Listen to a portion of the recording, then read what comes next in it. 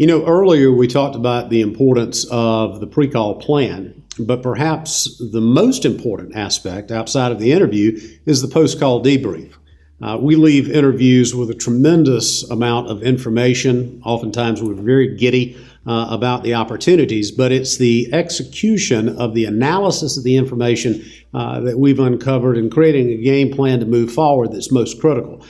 David, in thinking about post-call debriefs and bringing the team together and leveraging the collective wisdom to create a plan going forward, what's the routine look like? What's the process look like? How do you execute on that? Phil, I agree with you. The post-call debrief is, if not more important, equally as important than the pre-call plan.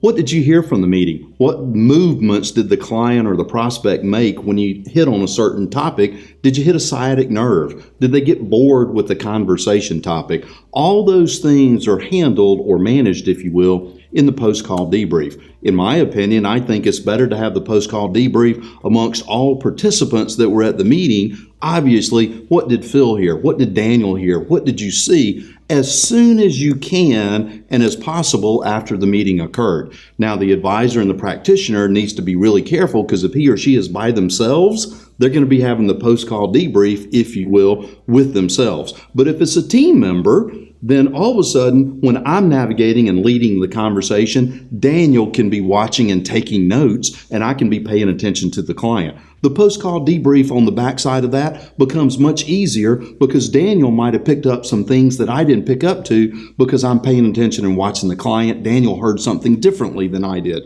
So the post-call debrief becomes imperative for the next step in the action plan. Who's going to be brought in? Why is that team member going to be brought in? All those collective things the team needs to navigate in that post-call debrief as quickly as they can after the client interaction. And that's one of the reasons why somebody needs to take single point accountability to make sure that those assignments are done. That we're all in agreement, but there's a team lead in effect on each of those calls, so that all of us are in agreement on what's going to happen and somebody's coordinating that action. Otherwise, we can, just like we do in other types of planning, have overlaps and gaps in what we're doing for the client. We don't want to have two people doing the same thing. We don't want to think, well, David was going to do that, or I thought Phil was going to do that. Let's just make sure that it's clear. And you can do a little what, why, when debrief also at the end of that call, right? What went well?